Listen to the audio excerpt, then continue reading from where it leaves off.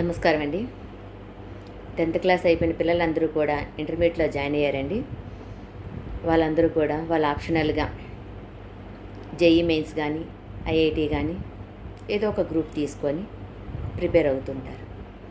Intermediate అయిపోయిన తర్వాత BiPC తీసుకున్న వాళ్ళు నీట్ రాస్తారు. అందులో సీట్ రాకపోతే మళ్ళీ లాంగ్ టర్మ్ చేస్తూ ఉంటారు. ఇలా చేసి చాలా డబ్బులు మనకి అవుతుంటాయి. తల్లిదండ్రులకి కూడా అది బర్డెనే.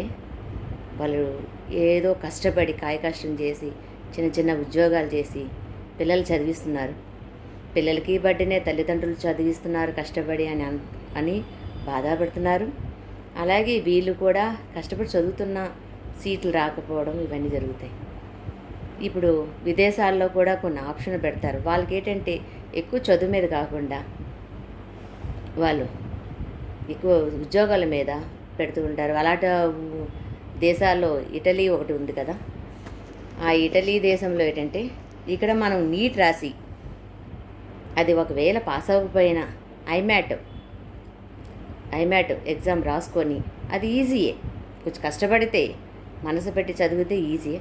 అది రాసుకొని ఇటలీలో మనం డాక్టర్ కోర్సు 6 సంవత్సరాలు చేయడానికి 3 లక్షలు అవుతుంది.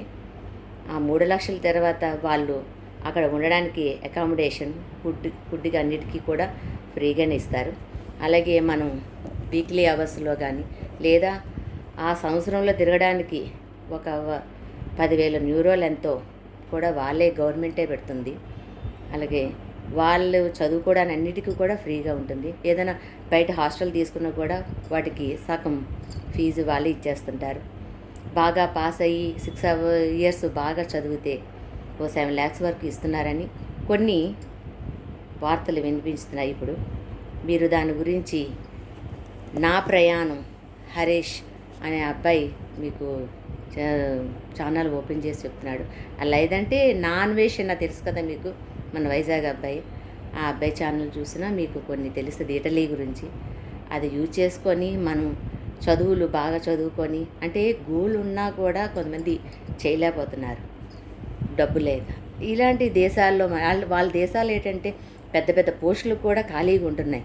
వాళ్ళకి చేయడానికి ఆప్షనాలు ఇవ్వకుండా మన వాళ్ళని ఎందుకే తీసుకెళ్ళి చదివించి వాళ్ళే ఉద్యోగాలు ఇచ్చి వాళ్ళే అక్కడ పోస్టులు ఇస్తున్నారు.